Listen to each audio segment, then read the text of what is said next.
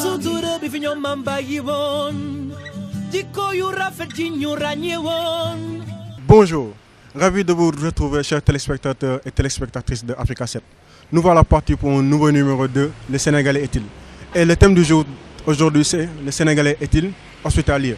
Donc là on est en ville, on va essayer d'avoir des intervenants, ñu xool ñoom qu'est-ce qu'ils pensent par rapport au thème du jour. ñu dem. ñun teranga réew mi la ñuy bàkkoo taasukat baa ngi taasu teranga Sénégal. Dites-moi Abdallah, le Sénégalais est-il hospitalier? Ouais, mais hospitalier, surtout dans les régions plus que la capitale.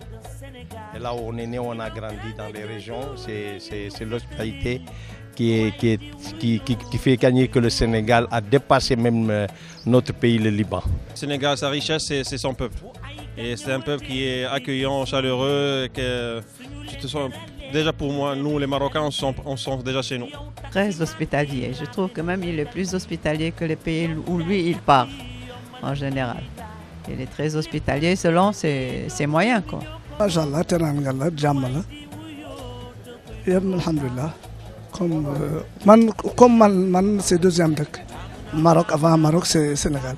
Et si aujourd'hui vous aviez la possibilité, on va dire, d'ajouter ou bien d'enlever quelque chose de l'hospitalité sénégalaise, ce serait quoi? De ne rien enlever, mais de continuer et comme ils sont, qu'ils ont eu ça de leurs parents, de leurs grands-parents et de leurs ancêtres, que ce soit sur le plan popularité ou religieuse. li ñu war a changer kay peut-être mooy nit loo amoo ko quoi genre je pense que dafa am loo xam waroo ko forcer par exemple doo bëgg teral nit ba dem di leb di dugg fii loo amoo ko donc loolu rek la bëggoon ñu changer ko loo amoo ko donc voilà qu'on reste naturel on se contente de ce qu'on a voilà tout en restant très accueillant et très hospitalier. Et ils font connaître plus leur culture, truc là.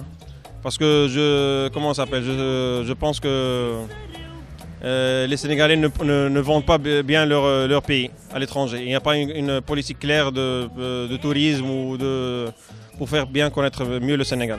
Je pense que même peut-être il en fait trop parce que lui quand il part, par exemple quand il y a des Français qui arrivent, il les reçoit super bien. Hein, il les met vraiment à l'aise et tout, mais lui quand il part en Europe en général, c'est pas du tout le même accueil. Hein. Et pour rajouter, genre il n'y a rien à rajouter au Sénégal. Sénégal est nerf quoi. Alors fallait c'est comme ça. nit ki ñëw si sa réew bu yegsee teeru ko sargal ko ba bu demee bëgg delsi. En deuxième partie d'émission avec Rabia Diallo, on a vraiment du plaisir à être chez elle pour vraiment aller en profondeur avec. Qui connaît Rabia Diallo, c'est qu'elle fait des chroniques sur le magazine de la place. En même temps, elle est auteure d'un livre intitulé Amour cruel, beauté coupable. Bonjour Rabia. Bonjour Abdou Aziz. Comment allez-vous? Je vais très bien, alhamdoulilah. am naa benn xarit bu ne ma moom su jógee Tamba di ñëw Dakar nee na suñu ñëwee ci kër gi muy dal nee na borom kër gi lu muy di ko xool mooy valise am c'est ndax dina yàgg wala du yàgg donc est-ce que loolu ça sous-entend pas que ni de plus en plus ñuy dem mais ni ngi laal vraiment individualisme boobu nga xamante ni ñu ko doon gis ci dans les pays occidentaux. C'est une question de culture, c'est une question même de foi. Ça me rappelle une histoire. Je crois que c'est la fille du prophète Fatoumata qu'il avait vécu avec son mari Ali, que j'avais vu et je l'ai même partagé sur ma page Facebook. Il paraît qu'un jour, ils n'avaient pas d'argent, ils étaient pauvres, ils n'avaient rien. Ñu toog ay jours lekkuñu. Donc Alioune am tuuti xaalis ñu mujj dajale am tuuti Alioune génn jabar ji ne ko que mu ne ko maa ngi dem uti lu ñu lekkee tey. Je pense qu'il avait genre si c'était en CFA peut-être que il paraît il avait quelque chose comme 5 dirhams ou quelque chose comme ça.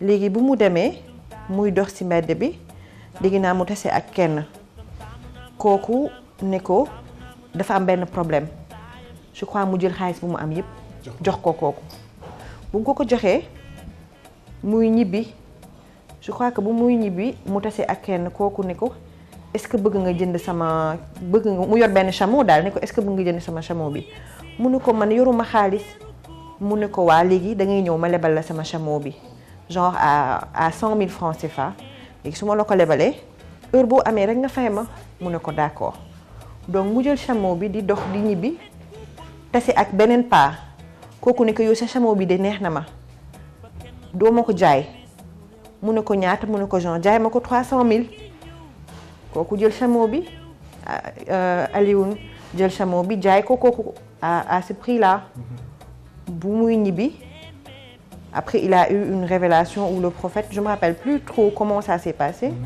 mais ndekete yàlla moo yónni ñaari malaaka kenn ki moo ko jaay keneen ki jënd ko ci moom mu yor mu nekk lu mu dem ba dimbali nit kële moo tax yàlla jàppale ko ba moom tamit mu mën a génn entre guillemets situation comme on le dit ici parce qu'il a été généreux mais vraiment de façon très naturelle et très profonde il a pas fait de calcul malgré le fait que lekkul ak jabaram lekkul génn na gis benn ku xiif mu jox ko xaalis bi yàlla wëlbati situation bi ba mu mën a am li nga xamante ne mën na ko yor ba mu ëpp lu mu xalaatoon mais je veux dire loolu il faut que nga nekk peut-être à la limite benn saint pour mën ko xalaat fii chaque jour yaa ngi lijjantee loo lekk looy fajoo xam nga les 3 repas ils sont plus respectés après tu vois quelqu'un qui vient de Tamba ou de Thiès ou de truc ñoo ne dafay dal sa kër bëgg fa ndekki bëgg fa añ bëgg fa reer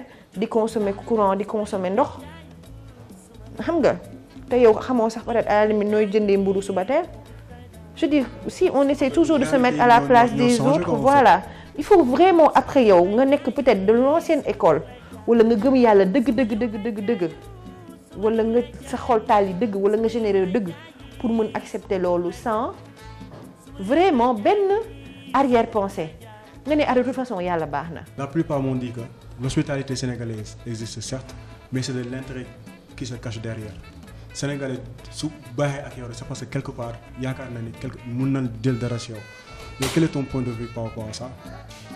Comme j'ai dit c'est pas une question de nationalité loolu ça peut exister partout il y a des gens qui sont am na ce qu'on appelle ay nitu intérêt am na ñi nga xamante ne c'est des gens yi nga xamante ne c'est des gens spontanés et sincères il y a du tout il faut du tout pour faire un monde et autant ça peut exister chez le Sénégalais autant ça peut exister chez quelqu'un d'autre xam nga autant voilà je veux dire c'est li ci gën a important rek mooy que nga koo mënti nekk ci àdduna bi de quelque nationalité que tu sois de quelque culture que tu sois le plus important c'est d'être sincère dans l'intention et dans l'action xam nga moi je peux pas coller une étiquette aux Sénégalais en disant non que Sénégalais lu mu def rek intérêt moo ko tax a jug loolu du question de Sénégalais nga nit la nit premièrement nit la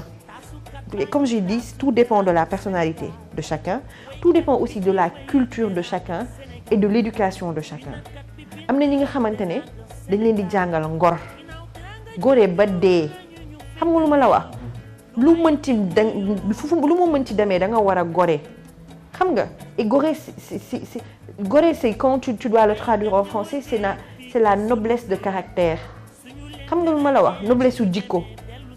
Une dernière question Rabia par rapport à la jeunesse sénégalaise pour que jeune bu nekk xam ni par exemple hospitalité c'est une valeur sûre boo xamante ne mi ngi woon ci mag et nous on doit faire de telle sorte que identité boobu noonu lañ ko war a préserver.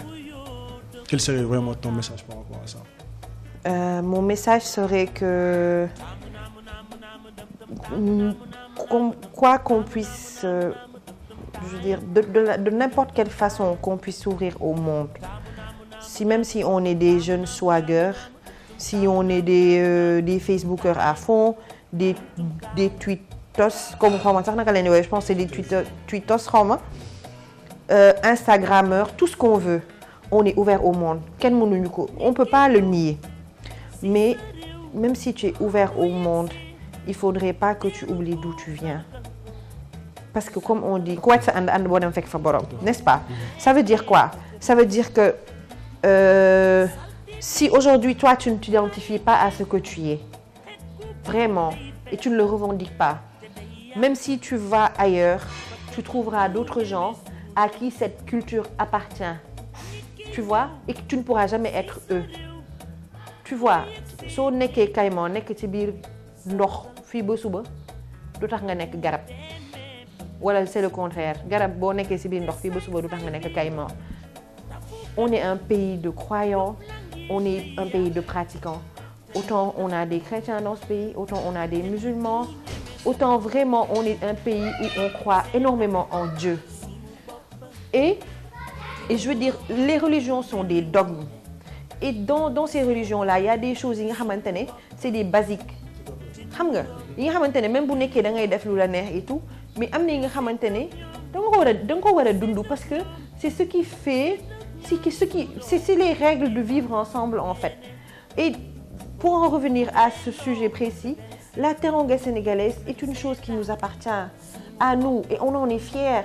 C'est notre marque de fabrique comme on dit. C'est comme je dis, c'est pas pour rien qu'on appelle nos lions du football les lions de la teranga. On aurait pu les appeler les lions du baobab ou tout ce qu'on veut, mais c'est parce que la teranga sénégalaise est bien sénégalaise et c'est quelque chose bi nga xamantene ñoo ko moom daal xam nga li nga xamantene dañ ko am mu nekk lu rare lu jafe xam nga elle existe ici et c'est une richesse malgré tout malgré beaucoup de petits détails qui peuvent disons l'altérer, mais elle est là et on peut toujours la refaire briller. Et c'est aux jeunes de prendre la relève et de cultiver des valeurs, comme je dis, comme la sincérité. Et surtout les parents. Aujourd'hui, nous tous, on a tendance à reproduire ce que nos mères et nos pères font. Et bien recevoir doit faire partie de l'éducation et des valeurs qu'on transmet à nos familles. Surtout nous les jeunes de maintenant qui avons des petits-enfants, ou peut-être même les mamans qui ont des enfants adolescents. Il faut que chacun, de son côté, en plus d'inculquer à ses enfants d'autres valeurs, de pouvoir vraiment les motiver à ce que eux, au moment où aussi ils seront à la place de leurs parents, qu'ils puissent s'inspirer d'eux pour faire comme eux. Mais vraiment avec toute la sincérité et toute la noblesse du cœur du monde, quoi. En tout cas, Rabia Diallo, ce fut un grand plaisir pour moi. Le plaisir a été partagé et j'espère que notre échange servira au moins à conscientiser certaines personnes. Et on se donne rendez-vous une prochaine fois avec un autre thème, une autre référence du pays. Merci beaucoup.